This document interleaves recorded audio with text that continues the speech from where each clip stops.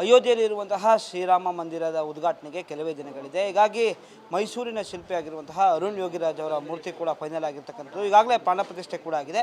ಅವರ ಪತ್ನಿಯವರಿದ್ದಾರೆ, ಬನ್ನಿಟ್ಟು ಮಾತಾಡೋಣ. ಮೇಡಮ್ ನಮಸ್ತೆ. ಈಗಾಗಲೇ ಸೆಲೆಕ್ಟ್ ಆಗಿದೆ, ಏನು ಅನ್ಸುತ್ತೆ ಮೇಡಮ್? ತುಂಬ ಖುಷಿ ಆಗ್ತಾ ಇದೆ. ಇನ್ನೇನು ಕೆಲವೇ ಕ್ಷಣಗಳು ನಾವು ಕಾತುರದಿಂದ ಕಾಯ್ತಾ ಇದ್ದೀವಿ. ಮೇಡಮ್, ಈಗ ಆ ಒಂದು ಮೂರ್ತಿಯ ಕೆತ್ತನೆ ಬಗ್ಗೆ ಏನಾದ್ರು ನಿಮ್ಮ ಜೊತೆ ಚರ್ಚೆ ಮಾಡಿದ್ರಾ, ಅಥವಾ ಯಾವ ಸ್ಕಲ್ಪ್ಚರಲ್ಲಿ ಬರುತ್ತೆ ಅಂತ ವಿಚಾರವಾಗಿ, ಅಥವಾ ಈ ಕೆಲಸದ ವಿಚಾರವಾಗಿ? ಅದೇ ಈಗ ರಾಮ್ಲಲ್ಲಾನ ಮಾತ್ರ ಪ್ರಾಣ ಪ್ರತಿಷ್ಠಾಪನೆ ಮಾಡ್ತಾ ಇದ್ದಾರೆ. ಮತ್ತು ಇನ್ನು ಬೇರೆ ವಿಗ್ರಹ ಬಗ್ಗೆ ಅಷ್ಟು ಗೊತ್ತಿಲ್ಲ, ನಮಗೆ ಮಾಹಿತಿ ಇಲ್ಲ. ಬಟ್ ಇದನ್ನು ಕಂಪ್ಲೀಟ್ ಮಾಡಿ ಸಕ್ಸಸ್ಫುಲ್ಲಾಗಿ ಇನ್ಸ್ಟಾಲ್ ಮಾಡಾಗಿದೆ ಅಂತೆ. ಮೇಡಮ್, ಈಗಾಗಲೇ ಏನೋ ಅವ್ರದ್ದು ಒಂದು ಸೆಲೆಕ್ಷನ್ ಆಗ್ತದೆ, ಅಥವಾ ಅವರ ಪ್ರಿಪ್ರೇಷನ್ ಹೇಗಿತ್ತು ಅಂತೇಳಿ, ಅರುಣ್ ಯೋಗಿರಾಜ್ ಅವರ ಪ್ರಿಪ್ರೇಷನ್ ಹೇಗಿತ್ತು, ಮತ್ತು ಈ ಒಂದು ಕೆಲಸನ ಮಾಡಬೇಕಾದ್ರೆ ಮೆಂಟಲಿ ಸ್ಟ್ರಾಂಗ್ ಆಗಿರಬೇಕು, ಅಥವಾ ಈ ರೀತಿ ಅವರ ಪ್ರಿಪ್ರೇಷನ್ ಯಾವ ರೀತಿ ಇತ್ತು ಅಂತೇಳಿ? ಅವರು ಕಾಮ್ ಆ್ಯಂಡ್ ಕಂಪೋಸ್ಡು, ಯಾವುದಕ್ಕೂ ಜಾಸ್ತಿ ರಿಯಾಕ್ಟ್ ಮಾಡೋದಿಲ್ಲ. ಮತ್ತು ಅವರು ಫೋಕಸ್ಡ್ ತುಂಬ. ಅವರ ಒಂದು ವಿಷನ್ ಇಟ್ಕೊಂಡು ಜೀವನ ಮಾಡೋದು ಮತ್ತು ಕೆಲಸನೂ ಮಾಡೋದು ಒಂದು ರೀತಿ ಸಾಧನೆ ಅವ್ರದ್ದು ಜೀವನದಲ್ಲಿ. ಮೇಡಮ್, ಈಗ ಈಗಾಗಲೇ ವಿಶ್ವಾದ್ಯಂತ ಸಾಕಷ್ಟು ಮನ್ನಣೆ ಬರ್ತಾ ಇದೆ. ಈಗ ನೀವೆಲ್ಲ ಯಾರು ರಾಜಕಾರಣಿಗಳಿರ್ಬೋದು ಅಥವಾ ಸೆಲೆಬ್ರಿಟಿಗಳಿರ್ಬೋದು, ಎಲ್ಲರೂ ಕೂಡ ವಿಶ್ ಮಾಡ್ತಾ ಇದ್ದಾರೆ. ಇದು ಕೆಲವೇ ದಿನಗಳಲ್ಲಿ ಒಂಥರ ಮಿರಾಕಲ್ ಥರ, ಮ್ಯಾಜಿಕ್ ಥರ ಆಗಿದೆ ಅನ್ನಿಸ್ತಾ ಇಲ್ವ ಅಂತೇಳಿ ಒಂದು ಲೈಫ್ ಜರ್ನಿಲಿ? ಆ್ಯಕ್ಚುಲಿ ಹೌದು, ಎಲ್ಲ ನಮಗೇ ಸೆಲೆಬ್ರಿಟಿ ಥರ ಮಾಡಿಬಿಟ್ಟಿದ್ದಾರೆ. ಅವರು ಮಾಡಿರೋ ಕೆಲಸಕ್ಕೆ ನಾವು ಬರೀ ಅಳಿಲು ಸೇವೆ ಮಾಡಿರೋದಷ್ಟೇ.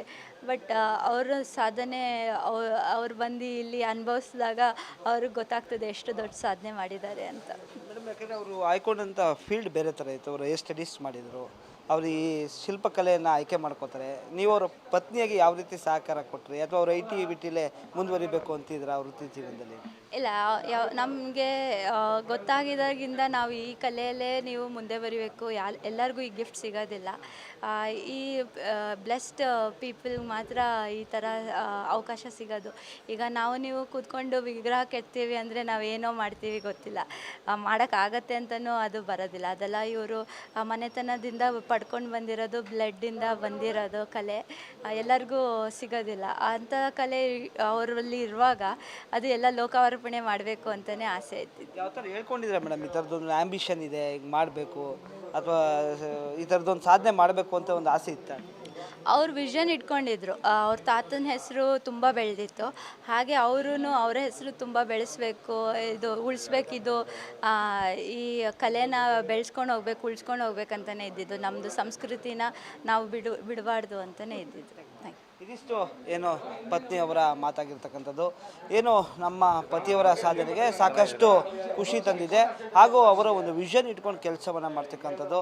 ಹೀಗಾಗಿ ಅವರ ಒಂದು ಪರಿಶ್ರಮಕ್ಕೆ ಏನು ಯಶಸ್ಸು ಸಿಕ್ಕಿದೆ ಅಂತಕ್ಕಂಥದ್ದು ಅವರ ಅಭಿಪ್ರಾಯ.